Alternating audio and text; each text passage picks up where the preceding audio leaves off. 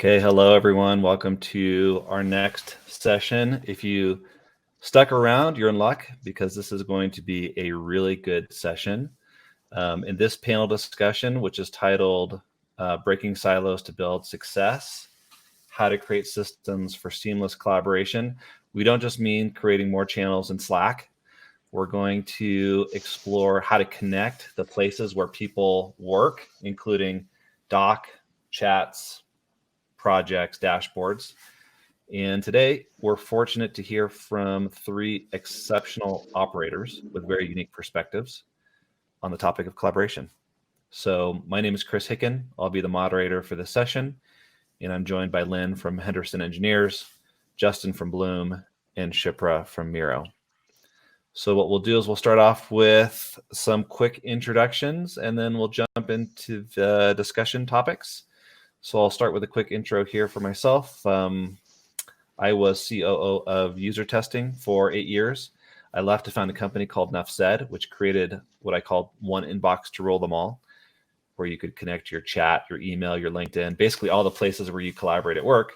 And then AI told you what messages actually mattered. So ClickUp acquired that business earlier this year, and now I work at ClickUp, mostly just obsessing about how to deliver more value to customers. Fun fact about me, I'm a scuba diver, an avid scuba diver, and I recently did a big trip to the Galapagos Islands where I got to swim with hammerhead sharks, whale sharks, penguins, and iguanas. So that's my intro, and we'll go next to Shipra. Hey everyone. I'll start with my fun fact, which is that I've lived in many, many different countries. I'm from India, and I've lived in Thailand, Singapore, Rwanda, Ukraine, and now the States. And that leads into my professional intro, which, as you know, some of my formative experiences in tech as an immigrant were always feeling like an outsider. And I saw kind of firsthand when we made the effort to make sure everybody in the room had a voice in the decisions, and had all the context, that those projects ended up being a lot better than projects where it was, run of the mill, like leaders making decisions and everybody executing. So for the last 15 years, I've spent my career in creating spaces where we bring people together with different backgrounds, experiences, skills, seniorities to come together and build products. And I'm now the evangelist at Miro. Incredible. Amazing to have you here on the panel, Shipra. Let's move on to Lynn. Hey everyone, name is Lynn Browning. I'm the Director of Project Management at Henderson Engineers. Henderson Engineers is a building engineering firm within the architectural engineering construction industry. And so my interesting fact is, I don't know if you guys are aware of what's going on over in Iceland, but there is a potential volcanic eruption going on, and they've evacuated a town called Grindavik. And I used to live there. I used to study Icelandic and mathematics and lived there for several years and went to the University of Reykjavik. So I have a lot of friends that are no longer able to be in their homes because of this evacuation. So check it out. It's a sad situation. Well, Icelandic and mathematics, do those go? Are they like co-majors? Do they offer them together? Not really. It was definitely a interesting experience. So awesome. Yeah, we're gonna get the kind of the software perspective from Shipra, and you're gonna give us the hardcore project management perspective. And last but certainly not least, Justin. Hi everyone, Justin Cosmides from both Vela Bikes as well as Bloom. I'll start with my fun fact that my best friend is right here with me. He'll say hi to everyone, and he's the head of our business development and the hardest worker. I, after 10 years, a little over a decade in investment banking, started a global e-bike company that now sells throughout South and North America. And I recently started a company called Bloom, which owns the contract manufacturing behind all of these electric vehicles on the streets. Amazing. Thanks for bringing your chief dog officer with you today. Always. And we will kick off the conversation with what I think is going to be one of the most interesting questions for the audience. which is each of you have been thinking about collaboration deeply over the course of your careers. As you look back, what are like 1 to 3 of the most transformative things that you've done to help unlock collaboration at your companies? And let's kick it off starting with Lynn. So at Henderson, we've done kind of 2 things. One is we've spent a lot of time focused on centralizing where we do our work, right? Where do we manage work? How do we communicate? And really having that centralized platform where all this data flows through, the user interface is the same across the company, wall to wall. That has been really game changing in being able to collect and collaborate both structurally as a company, but also as a project team, communicating in the same fashion as a project. But the second thing that I would argue from my perspective has had a larger impact is focusing on project leadership and really empowering our PMs to lead projects, not just manage a process. That's been kind of a tagline of ours for the past couple of years. And through leading a project, you're really providing that direction to the project teams and being that centralized leader, that centralized collaborator, and help facilitate and lead the project teams. But that also empowers other like design leaders, right, that are taking ownership of parts of a project and empowering them to lead their design, right? So the PM doesn't have to get into the hyper granular aspects of a project. So those are the 2 big things that we've done over the past couple of years that have really broken down silos and had different departments talking with different people. So just quick follow-up on that, Lynn. So, centralizing work, I mean, it sounds really nice as like a buzzword, but it sounds very difficult to pull off. What does centralizing mean? Is that like getting everybody on Slack, or how are you doing that? So that is, yes, that it's an easy thing to say, but a hard thing to do.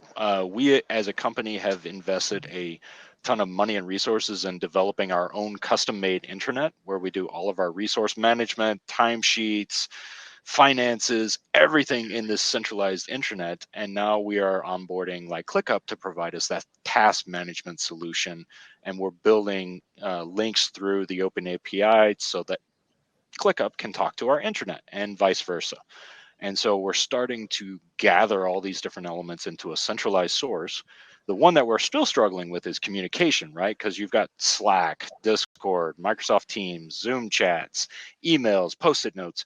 You've still got all these random bits of communication. We're still trying to wrangle all that in. Nice.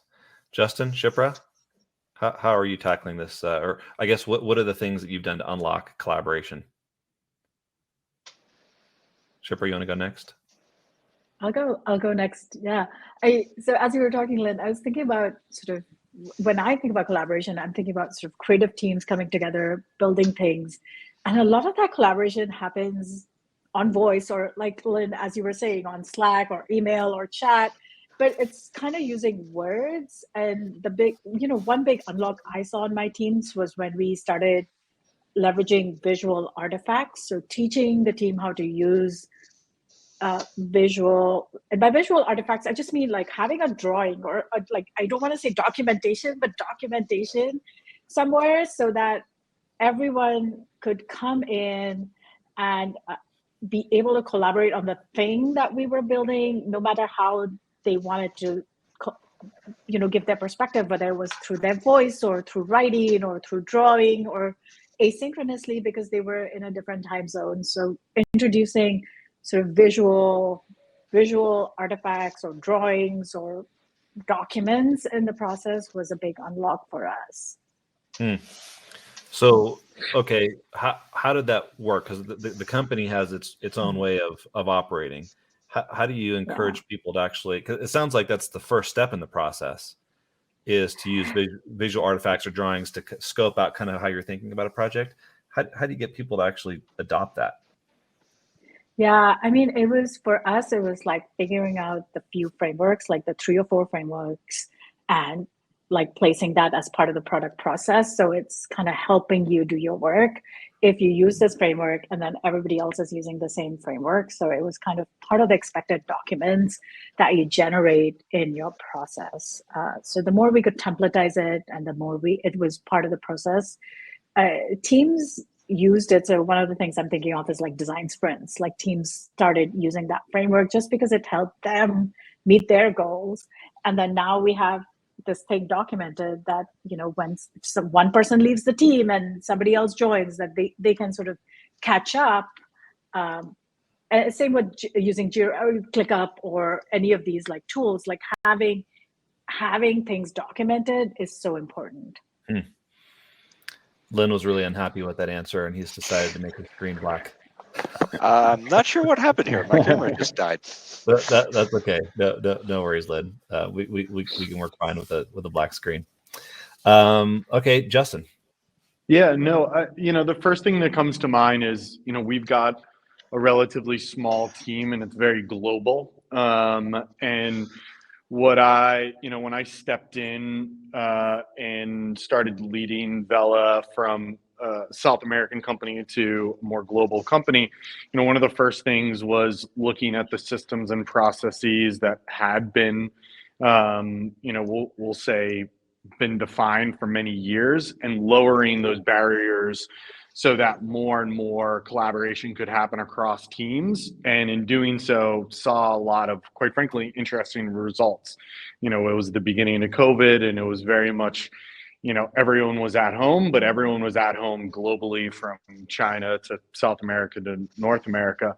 And so, one thing we did was we onboarded onto ClickUp, but it was the first time that the engineers in the bike design could see what the team was working on, in truly seeing the steps and opening that exposure to what was happening on the software side of things, which was happening on the production side of things, which was happening on the marketing side of things. So immediately people could see a lot more aspects of what was happening in the company. And I think that also allowed us to be more comfortable and kind of opening up and having, some of the engineers who maybe weren't involved as much in the collaboration and the software, because they primarily were on the hardware, get more involved because they could see some of the stuff that was happening, and thus leading to, I would say, more interesting results. So really think of lowering the barriers of people getting involved and working with it. And at first that might seem disruptive and, quite frankly,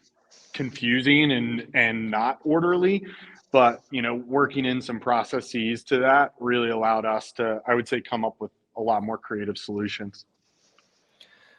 Yeah, I guess there is a question that comes up a lot, Justin, which is, who cares if everybody can see what everyone else is doing?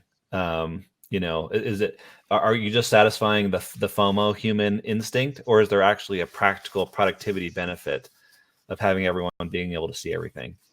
I think as long as you have proper ownership and some proper, one person owning a project.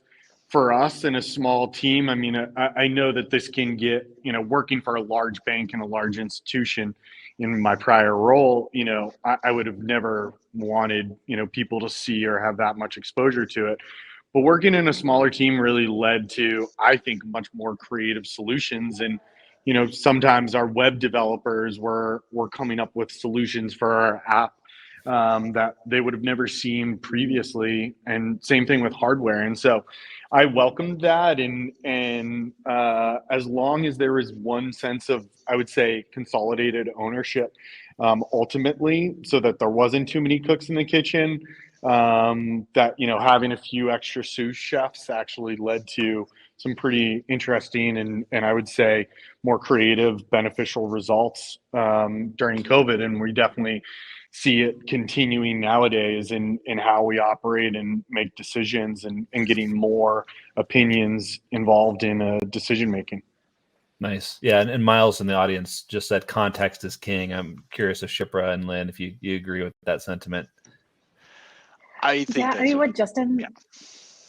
Go ahead, Shipra. I was just going to double click on what Justin said, like in terms of having maybe a few extra cooks in the kitchen, like the sous chefs. That's such a great analogy. But sometimes like we're so focused on efficiency that we like, if you're going to be like super efficient and like siloed, like we're going to break down some of the creative moments that lead to breakthrough innovations in companies. So companies that want innovation, need to deal with a little bit of that inefficiency. Lynn, then back over to I'll you. triple down on that. We've been highly focused on innovation, and our industry is set for a massive revolution on how we do building designs. And we have experienced that as far as like the kind of what I talked about as centralizing, right? Is making sure information is available to people. Now, to go along with Justin's point, yeah, we need to be a little bit more transparent.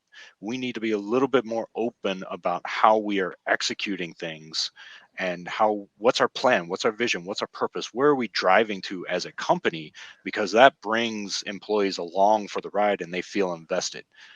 My company also just changed over to be an ESOP, right? So employee stock ownership.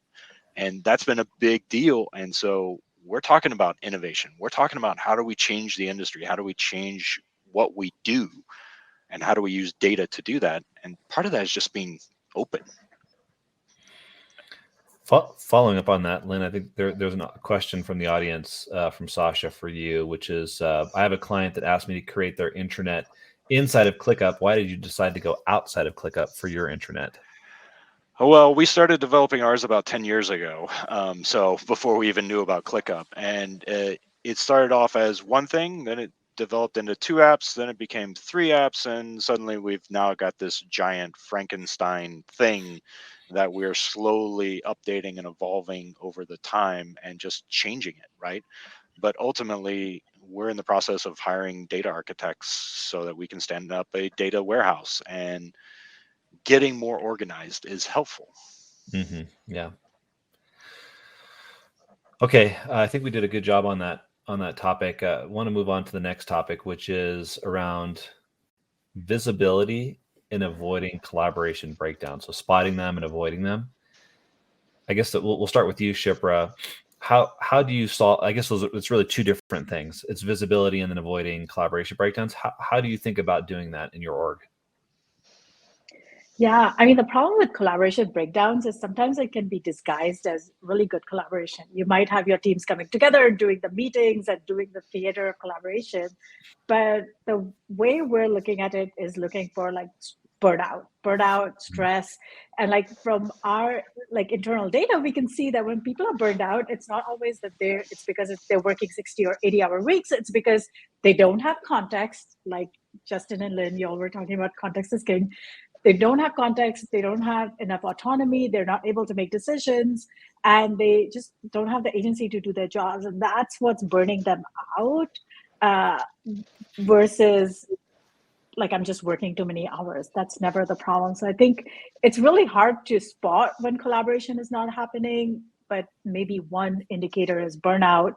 And when you do spot it, like, I think, one thing that we do at Miro, for instance, I think that helps with that is every 3 years, our leadership team puts out, and we copied this from, various other companies that do this, but we put out like a painted picture. 3 years out, this is where our company will be. This is our strategic direction. And so that the point is to give everyone enough context so that they can start making decisions in their own kind of spaces or projects. So that's kind of one way. But yeah, curious to hear how other people think about this. Yeah, that's great. I love the 3-year vision to everybody. That's very helpful in thinking about giving agency to more people in the company. Justin, how about you? How do you think about solving for visibility and collaboration breakdowns? I view it more so as prioritization, and as long as prioritization from management and from we'll call it company North Stars are there and aligned. Again, it's kind of back to like, I view the incredible collaboration and what is formed between teams as ultimately more valuable in problem solving, even if it goes slightly off the rails, we'll call it, and like deviates from the goal. And maybe I'm allowing a little too much leash there, but I definitely, as long as prioritization and as long as like there's some structure of like where we're going and when we need to be there, I really view that, quite frankly, it's maybe I'm a like more is more, and more is like creative and drawing outside the box a little bit too much compared to maybe more structured. But I definitely view it as like, as long as I give people prioritization and ultimate like deadlines of when things need to happen, allowing more of that kind of cross collaboration and cross visibility happening. That's where my mind goes to. Okay, so your take is, as long as you give people a direction that you're going with deadlines, everything that happens in between, people will figure it out on their own. Yeah. Mm-hmm. Nice. Okay. Lynn, how about you? That maybe is a luxury of my industry too. I was getting ready to say, I feel like that's a bit of a luxury, maybe on size, and it doesn't quite scale up accordingly. For us, one of the big things that we see as a breakdown in collaboration is really our employee engagement. We regularly send out employee surveys, and we want that feedback. Like Shipra said, burnout, that's a big thing. Everybody's just grinding on projects and you get burned out. But also, if people don't feel connected, they disengage, right? So they don't want to collaborate. They don't want to talk about company purpose if they perceive they're not getting any value from the company, right? They're not going to buy in on the purpose. So part of ours is the layering of goals, right? So corporately, our executive board, they release, hey, this is our vision, this is where we're 5-year plan, right?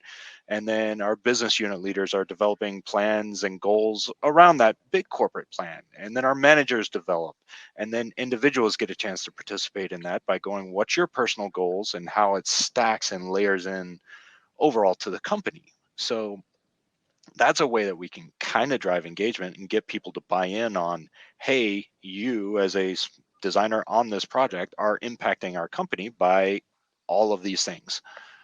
And so that helps drive some of that collaboration on a corporate level. Mm. Yeah, I think Stephanie asked a nice follow-on question from the audience, which is, how do you encourage folks to think outside of their sphere of influence and look for downstream or upstream impacts for their ideas? Has anyone solved for that well? I mean, I'd say by rewarding it, right? Like, first you have to provide the context of, here's the opportunity tree for our company, and then you have to reward people who think outside the box. I think, I've been at companies that reward folks for checking the boxes, and I've also been at companies that reward people for going outside the box. So it's kind of, that's one way to encourage it. Has anyone done it through like core values, challenging the status quo, or anything like, anyone seen that before? We actually set up not exactly a suggestion box, but we call it a think tank, and we allow people to submit ideas. And if they are truly innovative, we run a monthly gift card where we give out, the person that had the best idea for the month got 50, and at the end of the year, we're going to make a drawing for $2,000. So it's a way for people to provide ideas, to try to think outside the box, and then suggest it without going through, per se, the normal chains of command, right? Part of good collaboration is knowing how decisions get made at your companies. Mm-hmm. I'm just curious, like, everyone's heard of the hippo model, the highest paid person's opinion makes the decision. Just really quick, person, I would love to hear from each of you. How do decisions happen at your company? Justin, you want to kick it off? Yeah, I mean, it's definitely, there's, being on a small enough team where there's a core, we'll call them expert matter, on one particular field, and then their teams. But it's really allowing for, I think when you're working in, for us in electric mobility, that's something that's constantly evolving, and there's a lot of competition, and there's a lot of, we'll call it, there's a lot of benefit for new and outside of the box thinking. And so you really need to, the new intern that joins the team, when you're opening up a new way to deliver or a new way to work through a potential issue, reward that, thinking through and problem solving, because quite frankly, sometimes they have the best ideas and best opinions. And I always think back to, like, upvoting and downvoting ideas and allowing more both autonomous voting and autonomous sharing of ideas, but also the ability for, people not to be, too far disciplined or too far rewarded for ideas, and allowing, an open forum in a lot of these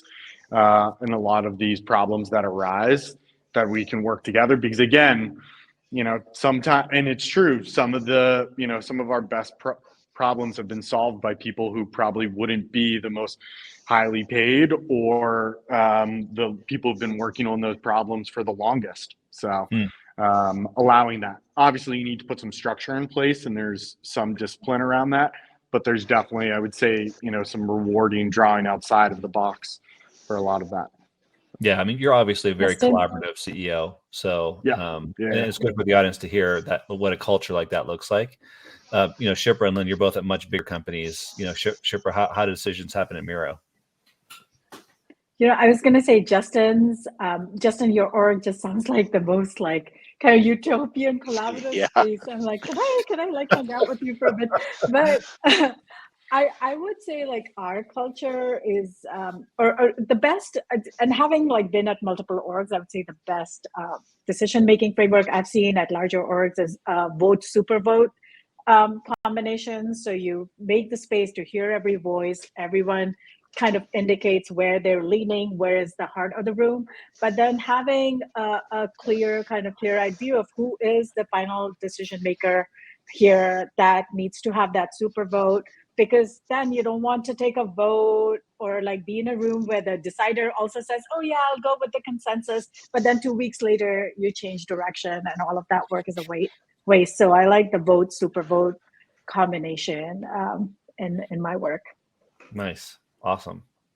Lynn, how about you? How decisions happen? So we've gone through some changes over the past couple of years, and we used to do heavily decision by committee, and ultimately we've kind of shifted to more of a, there is one person that owns an issue, right? And that person makes the decision, and we really encourage collaboration and determining what that is, but ultimately somebody has to make a decision moving forward. And there's different layers as to who can do that based on what the issue is. If it's project specific, it's usually up to the project team and ultimately the project director that takes ultimate responsibility for that, all the way through the corporate side of corporate leadership. But one thing that we strongly encourage is the idea of one Henderson, right? So we have several business units throughout our company, and sometimes a decision could be really good for a business unit, but very detrimental to the overall company. And so one thing we are shifting a lot of our leaders to is that overall ESOP one Henderson mindset, and less about your individual. So sometimes that is provided to be very beneficial, especially when it comes to resource management. And as projects come in, maybe some are more beneficial, more profitable than others. We need to turn down the other work because we just got limited resources. And so we found that to be very beneficial over the past year, of having that mindset of what's good for the company and making sure people's bonuses and salaries and KPIs are based around how beneficial have they, or how much benefit value have they provided to the company, not just their specific business unit. Yeah, nice. Okay, we've got about a little over 4 minutes left. There's one more question I want to make sure we get to, which is, where do you see the future of collaboration going? And I'm curious what's on each of your minds on this topic. Shipra, do you want to kick this one off? Yeah, I mean, what's very clear is we might be collaborating with AI instead of humans in the future, and we need to come together on principles of what are going to be our new principles of collaborating with AI. Is AI subservient? Is it a collaborative partner? Is it the decider? How do we leverage it? Because it is very easy to leverage in collaborative creative work. So using AI almost as your sounding board rather than your traditional kind of team-based sounding board. Exactly. Yeah, using AI as your brainstorming partner. And it's also clear early data shows people find it they feel more psychologically safe, for instance, brainstorming with AI versus brainstorming with their teammates. And so, yeah, there's a lot of uncharted territory in front of us in terms of what that means for how we collaborate, how we make decisions, how we work together. Yeah, Justin, what do you think? Are you going to be brainstorming with AI? It is. There's definitely we see some AI coming up through mostly in sales, on the sales and marketing side of things, not on the engineering and product development. For us, it's continuing to become more and more global and spread out throughout the globe, and so how to balance that efficiency and how we can come together and use tools like ClickUp and others to have the freedom to both share ideas and work together, but be more and more global and be more and more both disconnected, but also connected through technology. So that's high on my mind as I see the team spreading more and more globally. So how to continue to foster that. I'm curious, are you using AI to translate messages between languages in real time between international teammates? No, but that's a really good idea, and that's definitely one I might take to the team. That might be a little odd to have Chinese, Portuguese, English, and French and Spanish all together at the table, but that's definitely, it would be interesting to see what comes as a result. Everyone speaking in their native tongue. Yeah. Lynn, what future of collaboration? What do you think? Cool. So as much as I agree and say that, collaboration needs to go through a digital transformation to where we're using digital platforms, collaborating in a digital environment, I will also speak out of the other side of my mouth and say what we see is in person is still good, is still almost in some cases preferred. Now, you don't necessarily get the psychological safety net, right, if you don't have great trust or a great relationship with those that you're meeting in person. But the ability to feed off of each other's energy in an in-person environment and read the nuances of how people are talking, not just speech, but their body language, how their eyes, their tone. There's something about meeting in person that really generates innovation and collaboration and builds relationships stronger, in my opinion. So where's it going? Yeah, it's definitely going through a digital transformation, but I don't think it's ever going to replace in-person collaboration. Yeah, there's a comment by Greg in chat, that we've got the team. Some teams at ClickUp have this hackathon approach where the team will get together for 1 to 2 days to solve specific problems, or at least set up an agenda for the next month's worth of work. So you get the very intense people time followed by a period of heads down execution, which has worked pretty well for a number of the teams at ClickUp. Well, unfortunately, we have to wrap up the panel discussion here. The thanks to Justin, Lynn, and Shipra, came up with a slide of if you could take away only 3 things from this session, and you can guess who shared each of these. The first one is introducing this idea of artifacts or drawings, visual representations of your ideas and the work that you want to accomplish to help the project flow much more smoothly. That's obviously Shipra's takeaway. The next one is ensure ownership. So every project needs a dedicated owner to lead the charge. Obviously, that one comes from Lynn. And the last one is in order to make better decisions as a company, you have to have some forum where everyone has the opportunity to share their opinion. Obviously, the very collaborative approach from Justin.